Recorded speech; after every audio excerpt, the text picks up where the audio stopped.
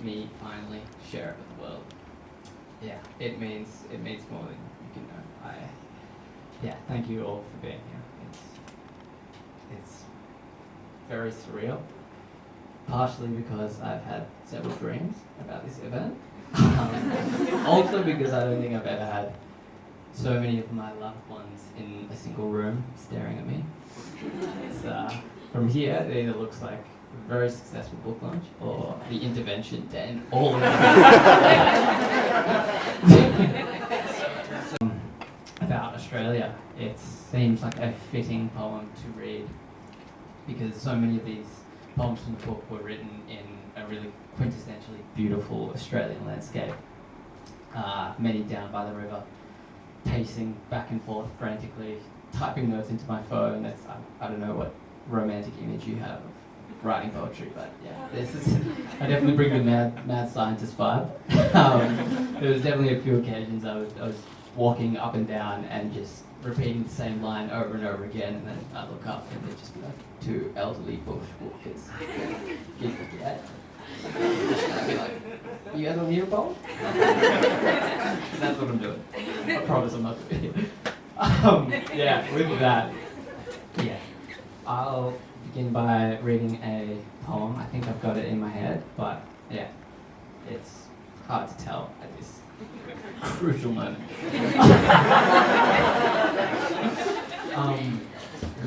It's about Australia and the land that we live on, and I wrote it a couple of days after arriving back from a long overseas trip, and I was back in Warrandyte. I was sitting by the river in the bush for the first time in about 2 years, and nature has always been something of a companion, a teacher to me, and it's my ode to the beautiful landscape of this country and the people who have lived here for tens of thousands of years, so I'd like to share it. This is just in case.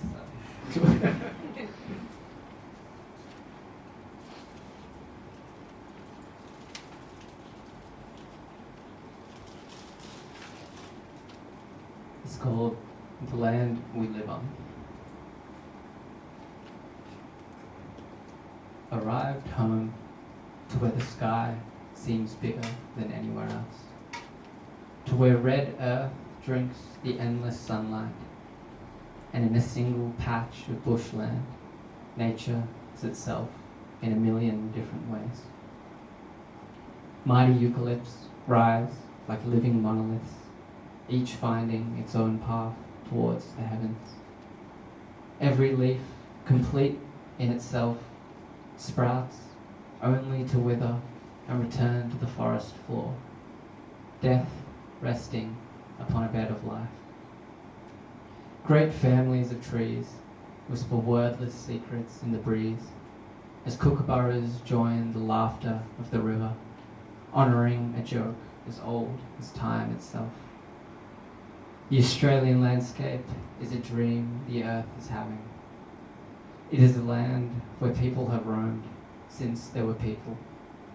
A land whose original custodians knew belonged entirely to itself, offering us a wisdom not learned but remembered.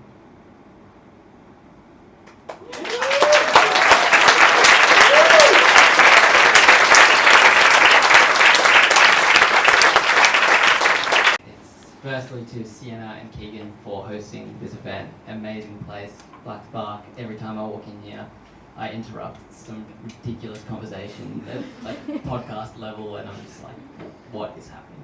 This isn't it. I'm not. Yeah, definitely come by for a coffee or something, because they do a lot of good stuff, charities, and awesome people.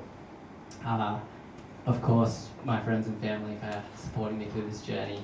I definitely couldn't have done it without you. The people who send me messages on Instagram saying that, a certain line in a poem resonated with them or helped them in some way. That's just, every message is worth a week off work for me. So I will take 1 week off work for every message. If you would like me to keep pursuing this, please, because it makes a big difference. two particular people, my partner Emma and my brother Noel. Yeah, just thank you for, I don't know where you are, but thank you for believing in me, and to have two people I admire and love so much just entertain the craziest ideas that I have. It is, in a time where the world just seems to have a lack of proper role models, where we're given Dustin Martin, Joe Rogan. I feel incredibly lucky to have two people who are genuinely worthy of the title of a role model. So Emma and Noel, thank you. And finally to my parents, who are here, for a lifetime of selflessness, and this book is as much yours as it is mine. So thank you, and I'm so happy that you guys could be here tonight.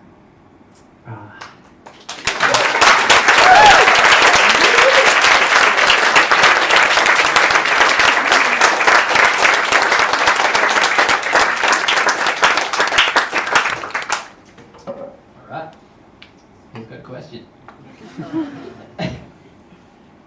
Life. And it's fairly bleak, just let me. Awoke to the sound of rain and barely announced the fight within. In the ashtray, the smouldered remains of moments seized, and the stubbed out luxury of not having to think for myself. Awoke to the morning struggling to renew itself, and with a dullness in my bones, I wonder if the future really needs us as much as we think it does. Sometimes beauty and meaning are nowhere to be found. Sometimes life delivers both all at once. This morning I awoke, burdened by the weight of all the things my life could be, and for a moment was overcome by panic, a steep dread, and the looming regret that I have but one life to try with.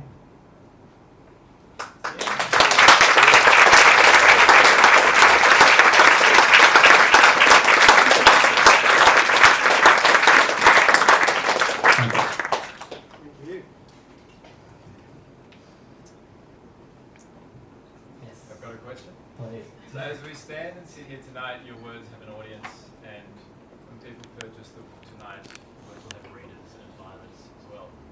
When you were writing these poems, did you ever consider an audience? Were you ever writing for anybody? Were you writing for yourself?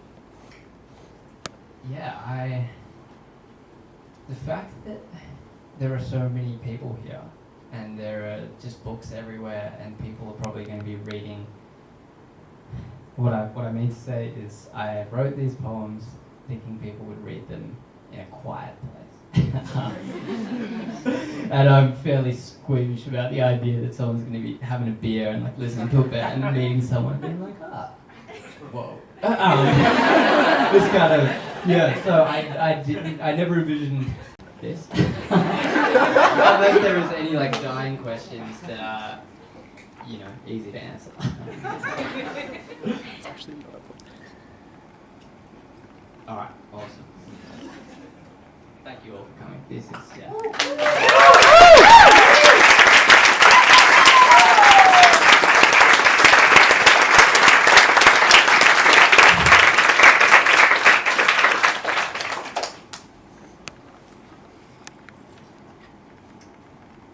there's one poem that is closer to a manifesto. It's this one. I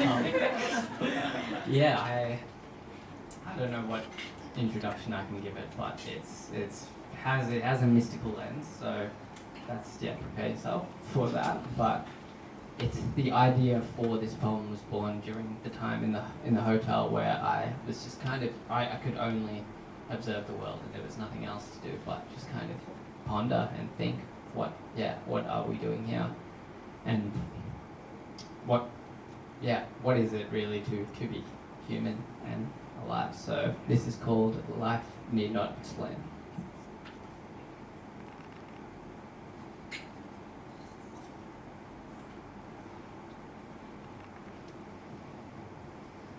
The way a cup cannot hold the ocean, the the way our eyes can only know a fraction of the landscape.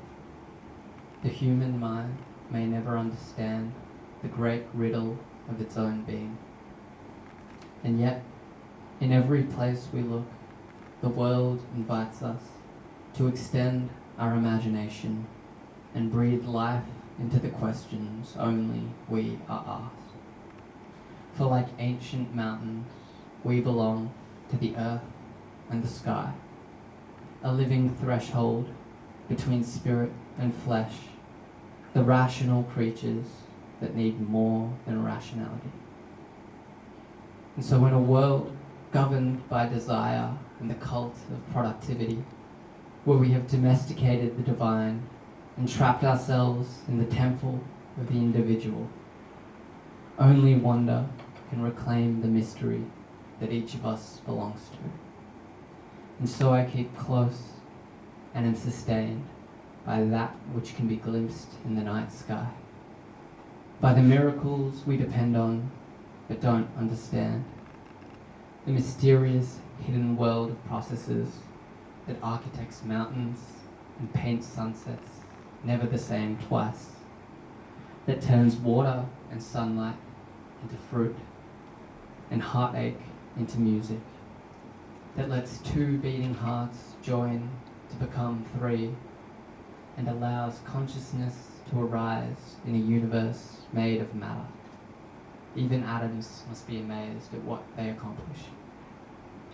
But behind this rush of light and sound, beneath this vivid whirling of colour and spirit, is a fatal hum, a steady whispering reminding us that we are not here for nearly as long as love or drugs would have us believe, and that this fleeting moment, this being human, may even be heaven, or the closest thing that exists.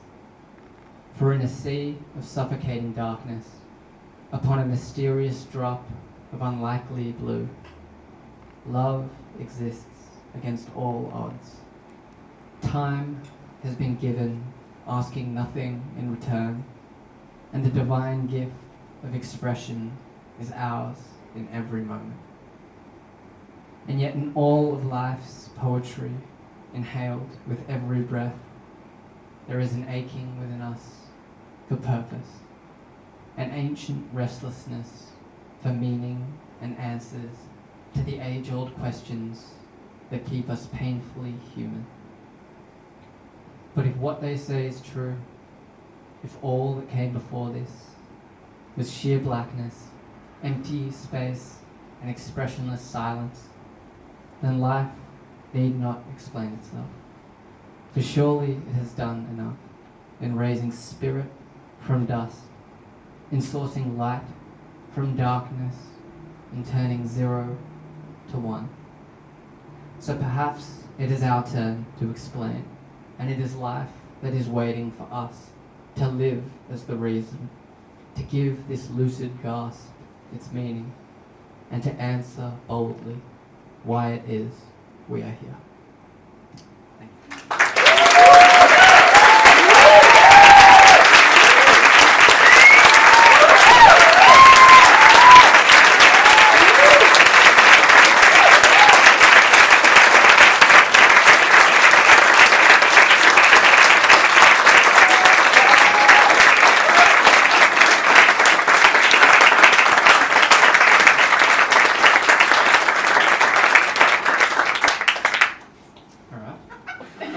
We're all here. Let's be merry. Go forth and cue music. Thank you. Yeah.